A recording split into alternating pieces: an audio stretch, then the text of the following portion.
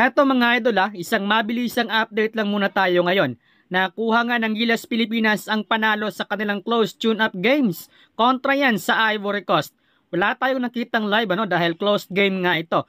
85-62 po ang score ng kanilang laban. Well, maganda po ang ipinakita ni na Jordan Clarkson at AG Edu. 11 points, 4 rebounds at 5 assists kay Scottie Thompson. Parang hindi galing sa injury, Junmar Fajardo, 10 points, habang kay Soto, 10 points, 4 rebounds at 1 block. 12 points naman mula kay AG Edu, habang Jordan Clarkson, medyo hindi siya masyado nag-step up sa second half.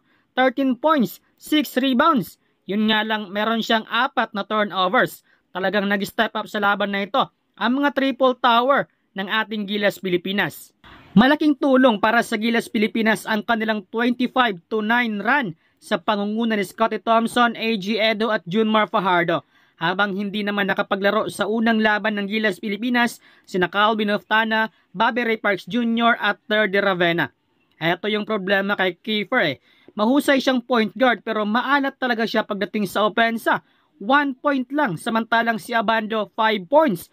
Newsome, talagang hirap mag-step up. Walang naitalang puntos sa laban na ito. So, balancing-balanse ang naging scoring ng Gilas Pilipinas. Talagang nag-step up ang mga big man ng Gilas Pilipinas. So, nakatakda namang aalis papuntang Jakarta, Indonesia, etong Ivory Coast dahil doon nga magaganap ang kanilang laban. If ever makapasok sila sa quarterfinals, ay babalik sila dito sa Pilipinas. Ngayong linggo naman ay makaharap ng Gilas Pilipinas ang Montenegro. Eto, medyo malakas-lakas to, lalo't meron silang Nikola Vucevic.